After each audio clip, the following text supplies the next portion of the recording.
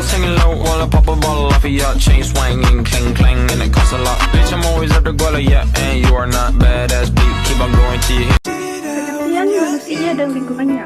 Manusia adalah makhluk hidup ciptaan Tuhan dengan segala fungsi dan potensinya yang tunduk kepada aturan hukum alam, mengalami kelahiran, pertumbuhan, perkembangan dan mati dan seterusnya, serta terkait dalam berinteraksi dengan alam dan lingkungannya dalam sebuah hubungan timbal balik baik positif maupun negatif.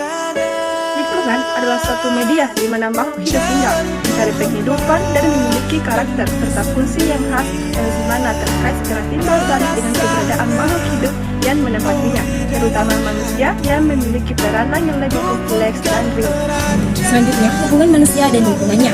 Manusia secara alamiah memiliki hubungan dengan lingkungannya. Setiap harinya manusia dan lingkungan selalu berinteraksi, baik manusia dengan lingkungan maupun manusia dengan manusia itu sendiri. Awalnya manusia mencoba mengenal lingkungannya sebelum kemudian beradaptasi. Adapun makna lingkungan bagi manusia ialah pertama, sebagai bagian dari kehidupan, lingkungan memiliki makna yang sangat penting bagi manusia. Kedua, merupakan tempat manusia hidup, tumbuh, dan berkembang. Ketiga, memberi sumber-sumber penghidupan manusia, seperti tanah yang subur untuk ditanami dan perairan yang bisa dimanfaatkan. Keempat, mempengaruhi sifat, karakter, dan perilaku manusia yang mendiaminya. Kelima, memberi tantangan bagi kemajuan peradaban manusia, karena kondisi lingkungan dapat membuat manusia berpikir dan menggunakan akal budinya. Keenam, manusia memperbaiki, mengubah, bahkan menciptakan lingkungan untuk kebutuhan dan kebahagiaan hidup. Kemudian, sikap manusia terhadap lingkungannya. Lingkungan adalah kondisi fisik yang mencakup segala sumber daya yang ada di bumi, seperti tanah, air, dan udara. Manusia dan lingkungan adalah hubungan erat yang memiliki sifat timbal balik. Artinya, jika tidak ada lingkungan, manusia tidak bisa bertahan hidup. Begitu juga sebaliknya, lingkungan tanpa adanya manusia tidak akan berarti apa-apa.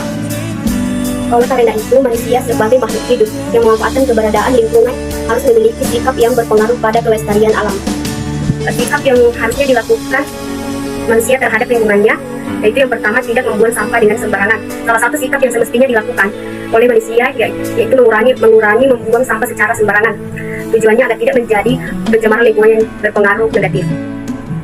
Kemudian yang kedua, membiasakan diri menggunakan produk ramah lingkungan. Produk ramah lingkungan sudah mulai gencar diperjualbelikan untuk mendukung kelestarian lingkungan. Kemudian yang ketiga, menyadari bahwa lingkungan adalah tempat tinggal. Lingkungan dan manusia bukan dua hal yang bisa dipisahkan begitu saja. Yang terakhir, ciptakan udara yang asri dan segar. Manusia tentunya membutuhkan udara yang layak untuk bisa bernapas. Kondisi alam di Indonesia cukup beragam karena memiliki dua musim. Ketika musim penghujan, maka air akan meluap dan akan ada banjir. Sedangkan ketika kemarau panjang, akan terjadi kekeringan. Perlakuan yang tidak baik dari manusia ke alam tentunya akan menimbulkan kondisi alam yang tidak seimbang dan tentunya merugikan banyak pihak. Hal-hal yang bisa merusak alam harus dihindari agar tidak terjadi bencana alam yang membahayakan, sehingga manusia harus bertanggung jawab atas peristiwa alam yang terjadi. Salah satu tugas manusia adalah menjaga keadaan alam tetap seimbang. Selain itu juga harus mampu menyesuaikan diri dengan lingkungan alam yang ditempatinya.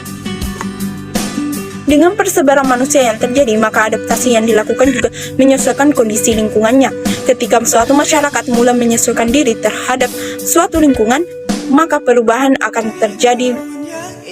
Berikut beberapa contoh penyesuaian manusia dengan keadaan alam, yaitu pertama, rumah penduduk yang berada di daerah rawan gempa diupayakan menggunakan struktur yang tahan gempa dan tidak mudah retak. Yang kedua, rumah penduduk di kawasan rawan banjir harus dibuat lebih tinggi dari daratan atau dibuat bertingkat. Ketiga, pembuatan terasering dan tanaman hijau untuk mencegah tanah longsor. Selanjutnya, dampak negatif dari interaksi manusia dan lingkungan. Pertama, tercemarnya air dan terjadinya banjir, membuang sampah sembarangan ke sungai atau laut, menjadikan air menjadi tercemar dan dapat menyumbat aliran air yang kemudian menyebabkan banjir. Kedua, penebangan hutan secara liar dan tak bertanggung jawab. Penebangan hutan tersebut bahkan tanpa adanya upaya untuk melakukan penanaman kembali atau reboisasi. Hal tersebut menyebabkan hutan menjadi gundul dan berpotensi menyebabkan banjir saat hujan deras. Ketiga, kebakaran hutan. Pembukaan lahan untuk areal pemukiman atau perkebunan dengan cara tak bertanggung jawab seperti membakar hutan justru akan sangat membahayakan manusia. Nah, selanjutnya yang keempat, eksploitasi melampaui batas. Eksploitasi sumber daya alam yang melampaui batas, apalagi jika tidak dipengaruhi yang dapat menimbulkan kelangkaan karena sumber daya tersebut makin menyusut. Kelima, jumlah keanekaan jenis biodata yang merosot atau punah. Keenam, keseimbangan ekosistem alami bakal berubah. Ketujuh, perubahan profil permukaan bumi. Kedelapan, pencemaran dari bahan kimia. Positif dari interaksi manusia dan lingkungannya. Yang pertama, manusia dapat menghirup udara segar. Yang kedua, terpenuhinya berbagai kebutuhan manusia. Yang ketiga, keaslian alam dan habitatnya dapat terjaga. Yang keempat, berbagai tanaman dapat tumbuh subur. Yang kelima, menjadi tempat untuk berlibur atau rekreasi. Yang keenam, keanekaragaman tanaman dan tumbuhan. Yang ketujuh, menjadi tempat percontohan untuk penelitian.